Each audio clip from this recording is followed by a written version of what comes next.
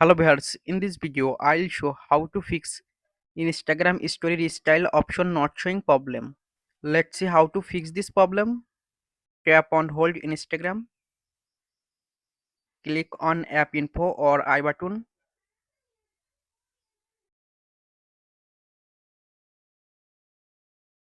tap on storage and cache,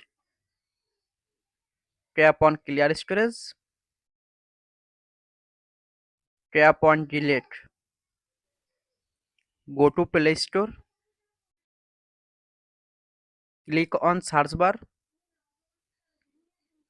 search Instagram,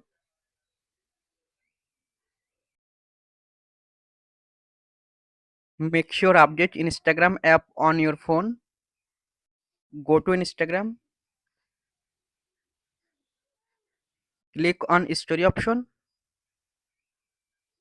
Instagram story restyle option showing. Thanks for watching. Don't forget like and subscribe.